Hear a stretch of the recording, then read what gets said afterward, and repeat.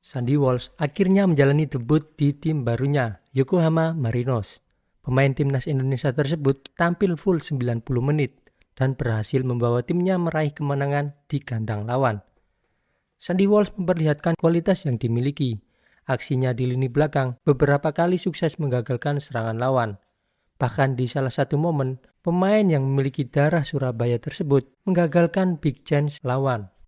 Pertahanan solid yang digalang penggawa Yokohama Marinos berhasil menjaga gawang tetap aman dari kebobolan. Bahkan hingga menit ke-60, Shanghai Port tidak bisa melepaskan shot on target. Kemenangan 2-0 atas Shanghai Port membawa Yokohama Marinos menjadi pemuncak klasemen Liga Champions Asia, tepatnya di grup A atau wilayah timur. Mereka unggul 1 poin dari Kawasaki Frontale yang berada di peringkat kedua. Menariknya, pada pertandingan itu, Sandy Walsh bermain di posisi baru, dan ia sukses memperlihatkan permainan yang impresif. Untuk lebih lengkapnya, mari kita bahas bagaimana performa Sandy Walsh di laga debutnya.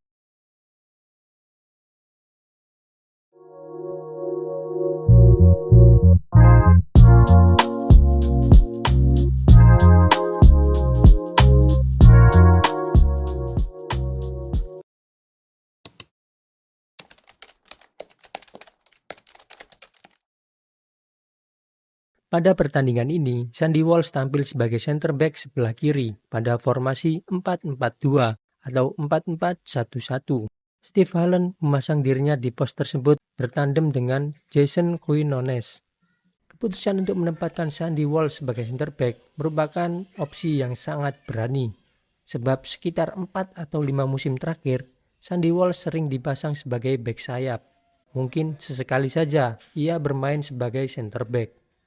Saat masih berseragam P. McHellen, kita bisa melihat bahwa ia sering dipasang sebagai fullback, terutama sebelah kanan. Hanya ada beberapa pertandingan saja dia menempati pos back tengah. Posisi yang mirip juga sering dimainkan waktu membela timnas Indonesia. Sintayong sering memasang Sandy Walsh pada pos wingback kanan dalam skema 3 back. Tetapi pelatih asal Korea tersebut juga pernah menempatkan Sandy pada pos center back sebelah kiri atau kanan.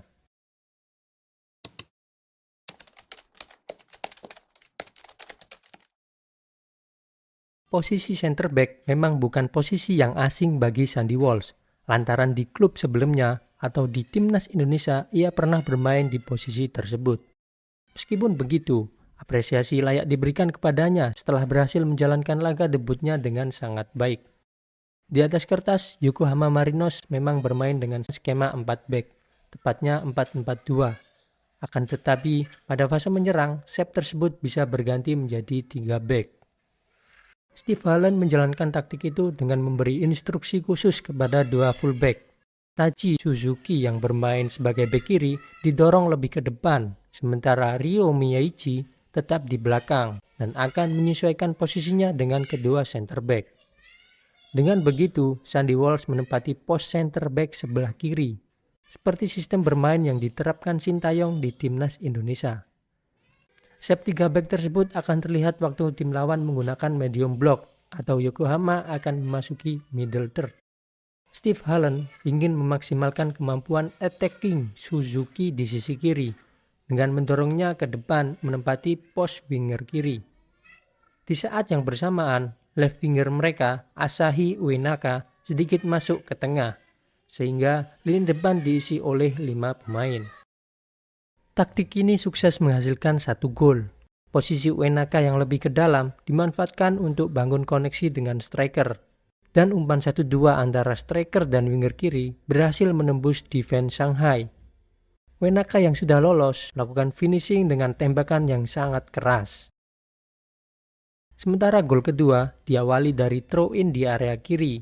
Kemudian bola di switch atau dipindah dengan cepat ke area kanan. Serangan ini diakhiri dengan crossing ke tiang dekat. Umpan silang tersebut disambut dengan bahu oleh Jun Amano. Setelah melihat gol dari Yokohama Marinos, mari kita kembali ke fase build up. Pada fase bangun serangan, Steve Allen memberi instruksi kepada anak asuhnya untuk tidak terburu-buru melepaskan long ball. Seringkali Sandy Walsh dan kawan-kawan memainkan umpan-umpan pendek di belakang guna memancing pressing lawan. Di momen ini, Sandy memperlihatkan ketenangannya saat membawa bola. Ia tidak panik meski mendapatkan pressing dari lawan. Kenyamanannya saat menguasai bola jadi salah satu alasan kenapa Steve Allen berani memasangnya pada pos center back. Setelah melakukan passing atau saat tidak menguasai bola, Sandy cukup aktif bergerak. Hal tersebut merupakan aspek penting dalam menjalankan build up sebab dengan pergerakan yang dilakukan, rekannya bisa tetap menemukan opsi passing sehingga sirkulasi bola di area belakang terus berjalan. Saat membawa bola, Sandy hampir selalu melakukan umpan pendek. Hanya pada situasi tertentu saja ia akan melancarkan long ball. Misalnya, ketika posisinya terpojok atau tidak ada opsi passing yang memadai, maka dia akan mengirim bola ke depan. Tak hanya itu, Sandy Walsh juga bisa memanfaatkan kemampuan playmaking-nya untuk mengumpan pada rekan yang bebas dari penjagaan. Salah satu contohnya ada di momen ini.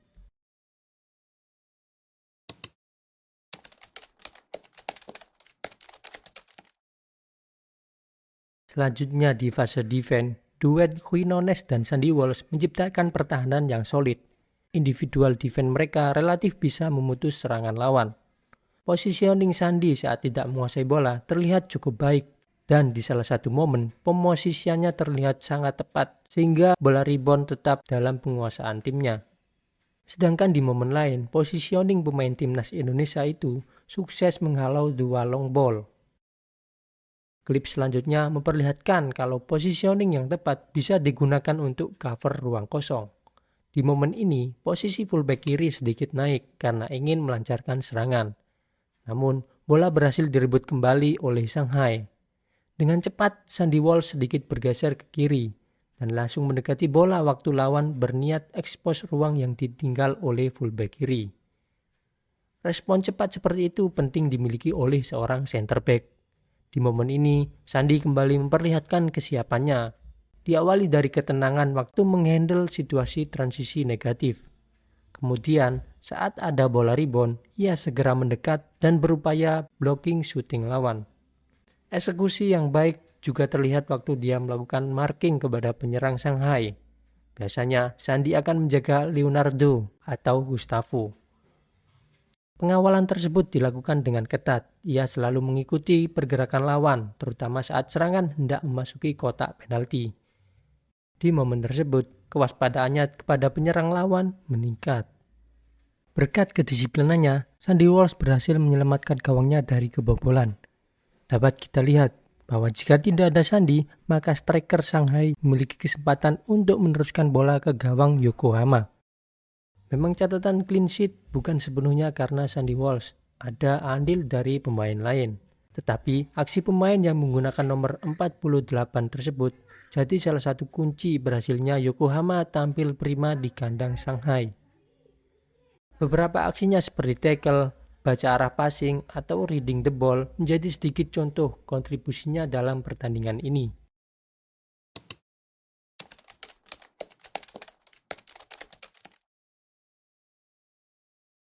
Bermain sebagai center back di laga debut menandakan Steve Allen ingin mencoba Sandy Walsh mengisi pos back tengah. Dan tidak menutup kemungkinan pemain yang memiliki darah Surabaya itu akan tampil sebagai center back di Yokohama Marinos.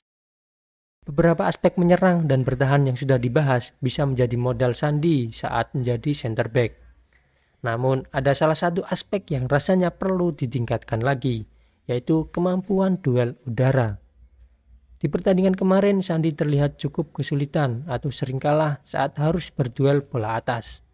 Oleh karena itu, perlu meningkatkan kemampuan areal duelnya untuk mendukung permainannya sebagai center back.